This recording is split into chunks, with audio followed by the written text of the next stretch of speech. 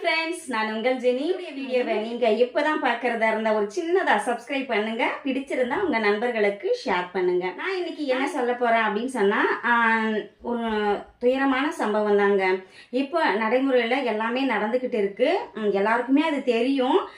இதனால நம்மளுக்கு தீமை ஏற்படும் அப்படின்னு சொல்லிட்டு, நம்மளுடைய குடும்பங்கள் பாதிக்கப்படும் அப்படின்னு சொல்லிட்டு இருந்தாலும் அதை அவாய்ட் பண்ணிட்டு தான் போறாங்க. அது ஏன்னு தான் தெரியல.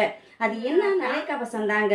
ஹெல்மெட் போடாம எல்லோருமே பார்த்தீங்கன்னாக்கா அவசரமான சூழ்நிலை, அவசரமான காலத்துல ஜாபுக்கு டைம் ஆயிடுச்சு அப்படின்னு சொல்லிட்டு என்ன பண்றாங்கன்னா, எல்லாத்தையும் எடுத்துக்கிட்டு போவாங்க.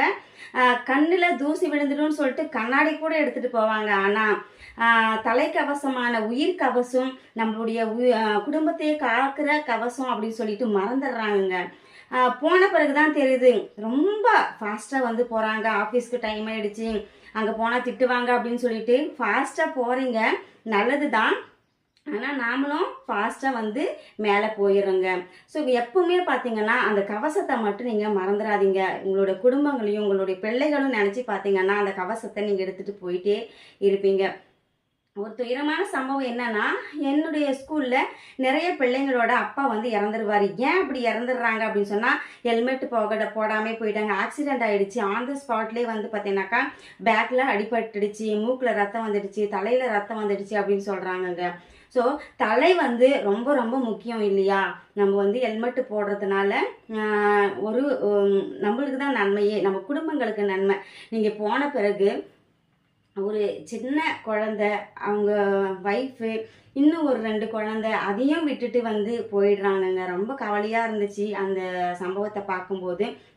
அதை உங்ககிட்ட நான் ஷேர் பண்ணணும்னு சொல்லிட்டு ரொம்ப ஆவலாக இருந்தேன். ஏன்னா இது ஒரு விழிப்புணர்வாக இருக்கும். நான் சொல்கிறதுனால தான் விழிப்புணர்வு இல்லை, நிறைய பேர் சொல்லிக்கிட்டு இருக்காங்க. அது மறுபடியும் நான் உங்களுக்கு சொல்கிறேன், நல்ல விஷயங்கள் தானே, நல்ல விஷயம் சொல்லலாமே அப்படின்னு சொல்லிட்டு கண்டிப்பாக போகும்போது ஹெல்மெட் போட்டுட்டு போங்க.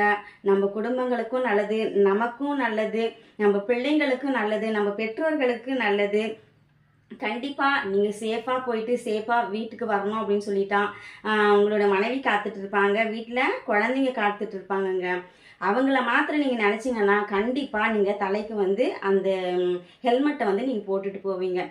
நிறைய பேரண்ட்ஸ் பார்த்தீங்கன்னா, என் பிள்ளை வண்டி கேட்குறான் அப்படின்னு சொல்லிட்டு வாங்கி கொடுக்குறீங்க. ஆனால் அது வாங்கி கொடுத்த உடனே அந்த ஆர்வத்தில் என்ன பண்ணுறான்னா, ஜட்டு வேகத்தில் அவன் பறக்குறாங்க. நிறைய ஸ்டூடெண்ட்டை நான் பார்க்குறேன். பாருங்களேன், அந்த பிள்ளை எவ்வளோ வேகமாக போகுது பாருங்களேன் அப்படின்னு சொல்லிட்டு ரொம்ப மனசு கஷ்டமாக இருக்கும். அப்படியே புயல் வேகத்தில் பறந்துருவாங்க அந்த இடத்த விட்டுட்டு. ஆனால் புயல் வேகத்தில் மேலே போவாங்கன்ட்டு அம்மா பார்த்தாங்களா, அப்பா பார்த்தாங்களா, அவன் மாத்திரம்தான் இதை பார்க்கணுமே.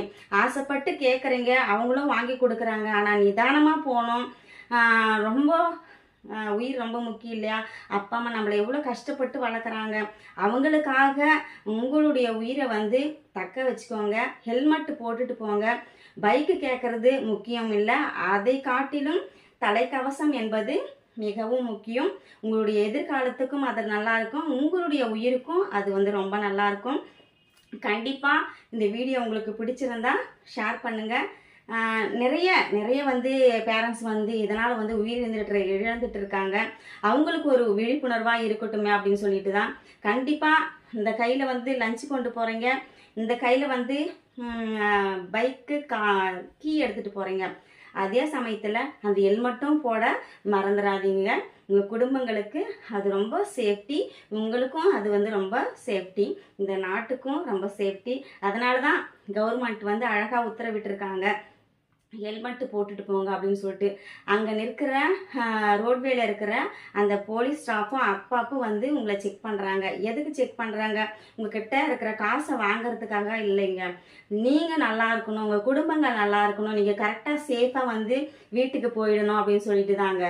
ரோடை பாதுகாக்கிறது கிடையாது, உங்களை நீங்கள் பாதுகாக்கணும்னா ஹெல்மெட் ரொம்ப முக்கியம். ஹெல்மெட்டு போட்டுட்டு நீங்கள் எந்த வேலைக்காவது போங்கங்க, பைக்கு எடுங்கங்க. நன்றி, வணக்கம்.